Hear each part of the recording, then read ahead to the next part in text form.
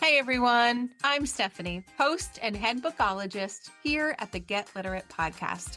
I'm a book loving, notebook hoarding reader and writer on a mission to change lives one book and one notebook at a time.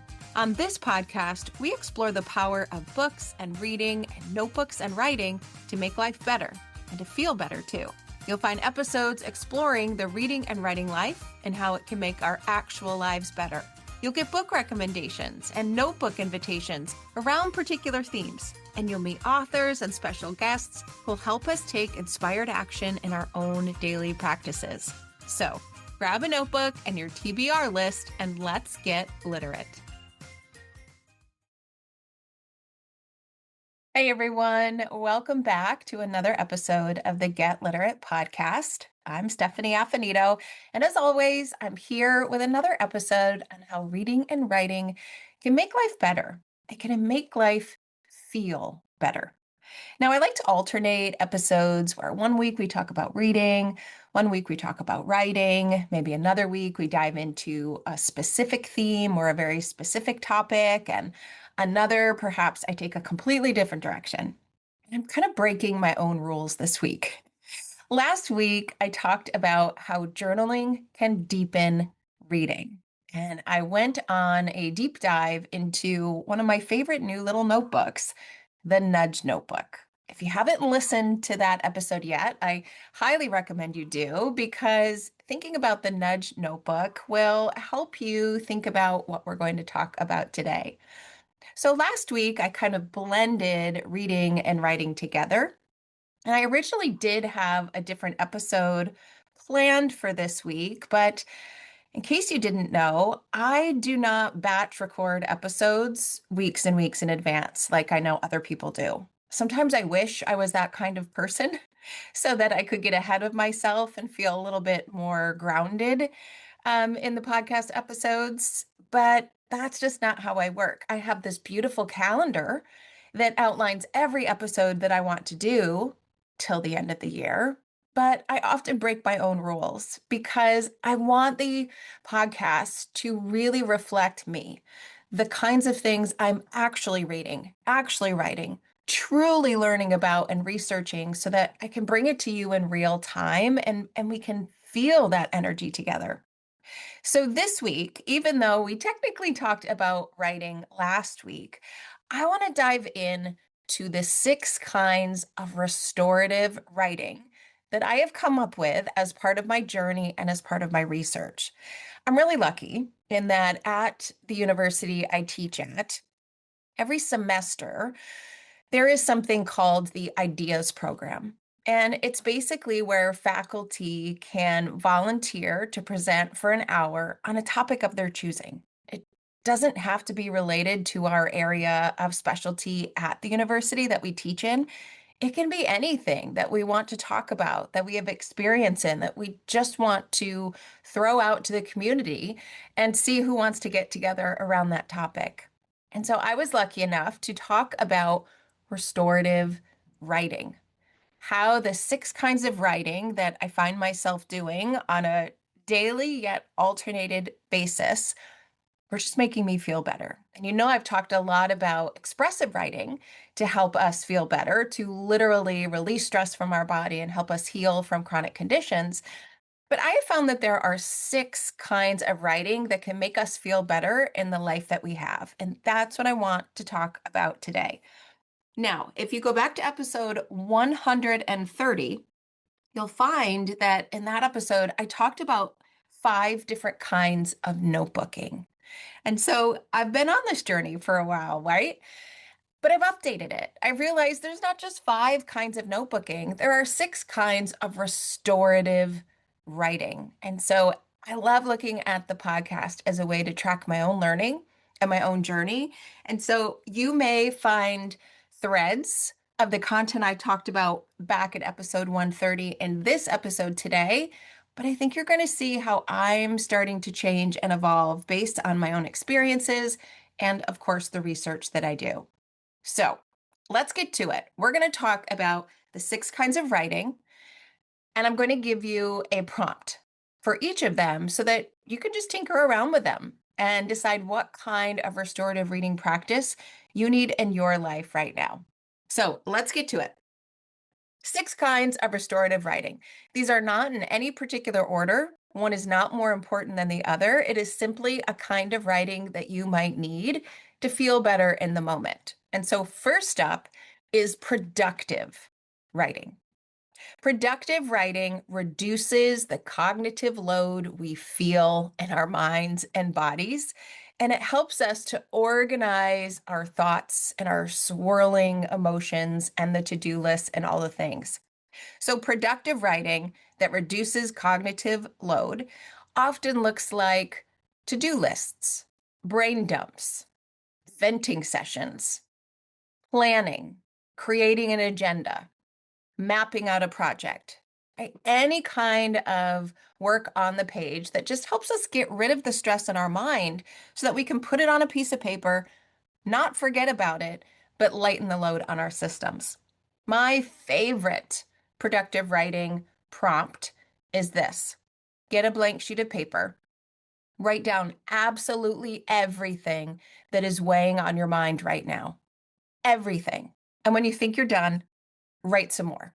Right? So these are the big things. These are the little things, the medium things, the things that you weren't even thinking about at the moment, but came up as you were writing them down in the paper. Write them all down so that you have a nice long list. Get it off of your mind. Then take a highlighter.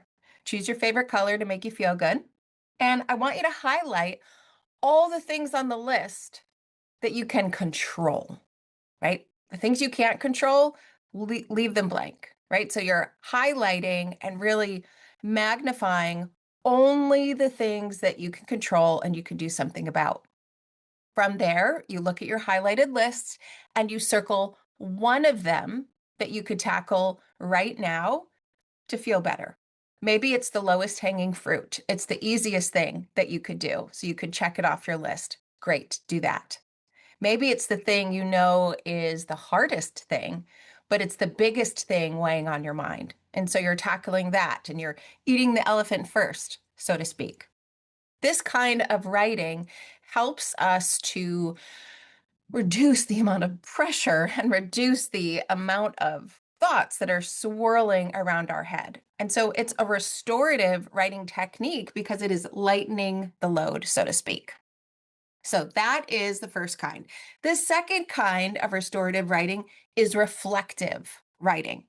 This is the kind of writing where you sit down with a cup of tea or a cup of coffee, your favorite notebook or your pencil, your special purple pen, whatever it is, and you promote self-awareness and metacognition on the page. And so you're just reflecting.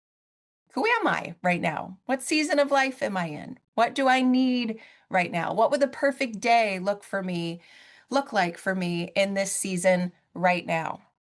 What are things that I want to accomplish? What are things that I want to let go of? What does my 5-year plan look like? What traditions do I want to cultivate this holiday? Right? It's the kind of writing where you just go inward and you think about yourself to yourself on the page. It's a way to reconnect. It's a way to slow down. It's a way to give yourself a little self-care and actually listen to the voice that's in your head. You never know what might come up on the page, but when you are writing reflectively, you get those nudges and you get those insights of what might come next for you. So reflective writing is restorative because it helps you find your own voice and hopefully listen to it.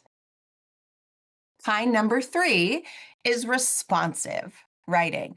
Now, if you listen to the Nudge Notebook episode, you know that a Nudge Notebook is a responsive writing technique. And that means that it sparks reflection and deeper reaction to something. So on the page, you are writing in response to something. You're writing in response to something you read, something you wrote, something you experienced, something you witnessed, something you watched, something you listened to, right? Maybe you're going to write down some things from this podcast.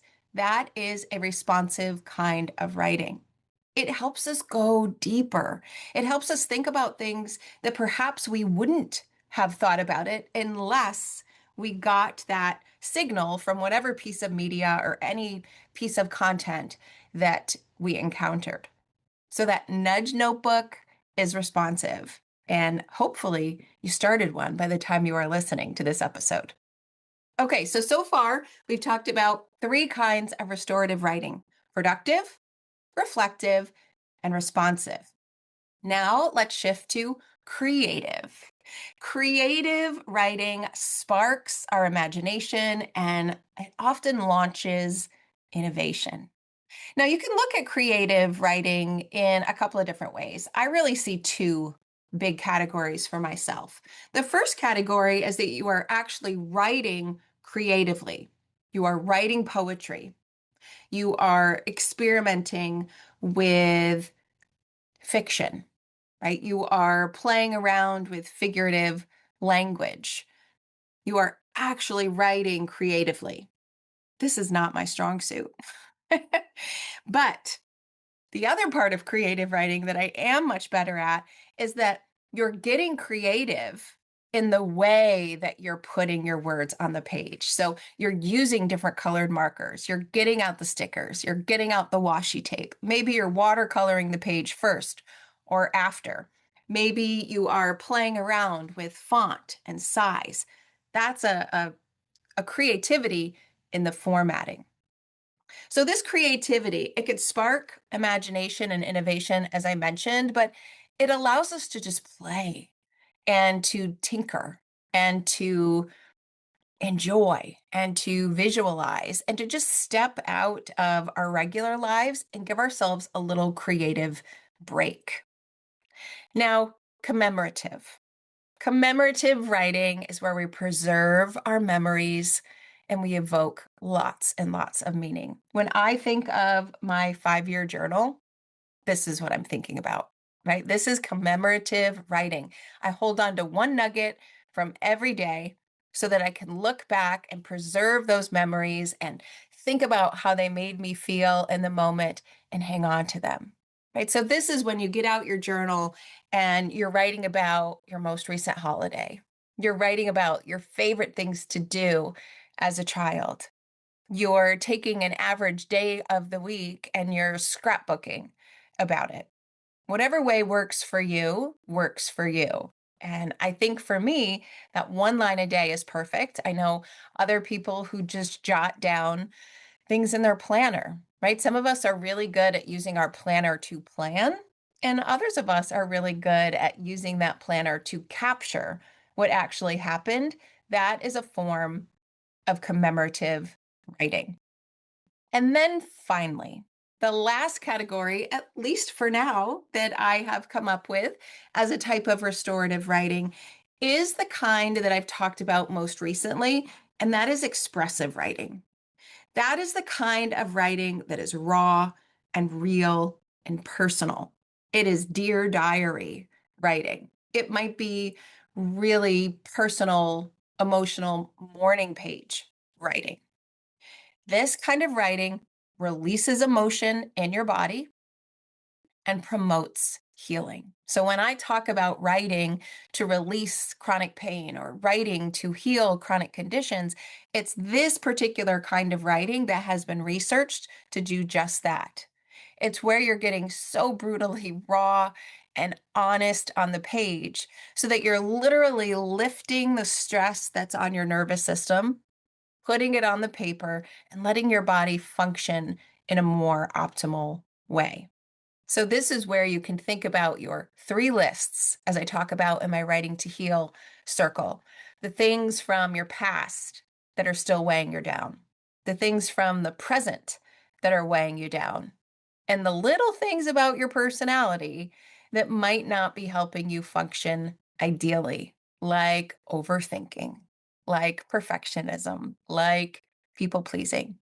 And you simply look at that list and you write about all of those things that come up with the intent to let them go, right? Not to ruminate on them, but with the intent to let them go. So, 6 kinds of restorative writing: productive, reflective, responsive, creative, commemorative, and expressive. While expressive writing has been the most researched in terms of the mental, emotional, and physical benefits on our body, the truth is that all six of these restorative writing categories have the potential to make you feel better, depending on what your purpose is. So if you are overwhelmed and you feel like there's too many things on your plate and you just can't stop the swirling thoughts, then productive writing is right for you in this moment.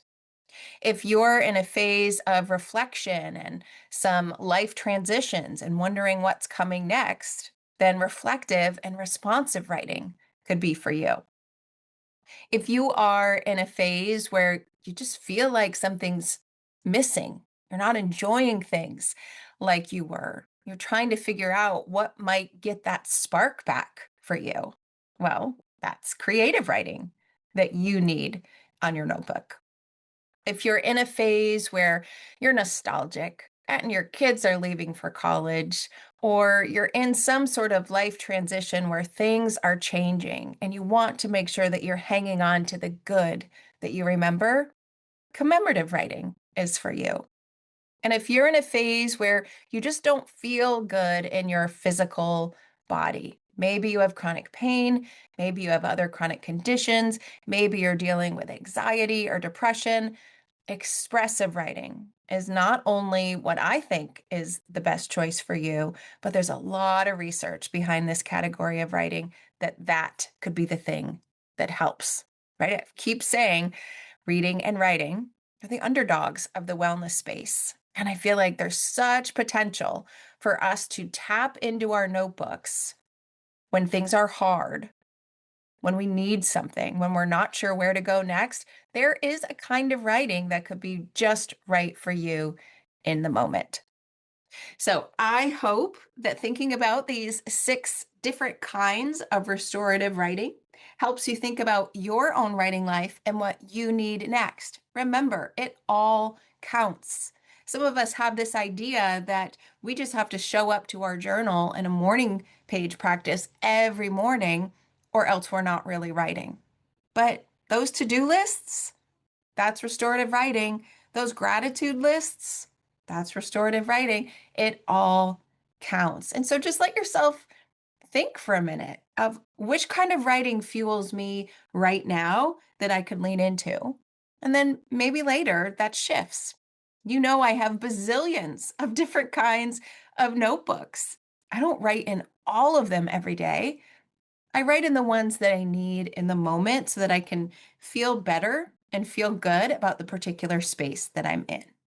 So, my challenge for you this week is to think about these six kinds of restorative writing and pick one. Pick one, go with the ideas that I have hopefully sparked for you today, and show up to your notebook this week in a way that is probably going to make you feel better as a result. All right, everyone. Thanks for listening to the six kinds of restorative writing I have for the moment. You never know what other categories might come up in my research and my practice. So if you have an idea, if you think that I have forgotten one, if you think there's something else I need to think about, please tell me. Reach out in Gmail, stephanieaffinito@gmail.com. Click that audio button in your favorite podcast player and send me a message. Go to the show notes at elitlife.com and find me there, or just message me on social media at Affinito Lit. We play around with all different kinds of restorative writing in my private Substack community. So if you want more, you want to lean into a group of people who are already doing this wonderful work, and I'm putting work in quotes because it doesn't feel like it, I am sure you will find a wonderful notebooking, journaling, writing family for you there. You can find the link to us in the show notes or go to alitlife.substack.com. Thanks for listening, everyone, and I will see you in the next episode. Happy writing.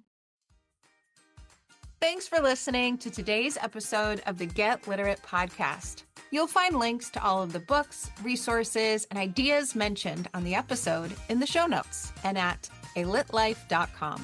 And if you want more, you might like to join my Substack community. There, you'll find additional inspiration for your reading and writing life, like bonus podcast episodes, bibliotherapy book calendars, monthly book clubs, notebooking inspiration, live events, giveaways, and much more. It's only $5 a month, and you'll get instant access to all of the previous content, too. You can learn more at getliterate.co. And one more thing. If you love what you listened to today, please take a moment to rate and review the podcast, or take a screenshot of the episode and text it to a bookish friend. This helps the podcast grow and builds our bookish and notebookish communities too. Thanks for listening.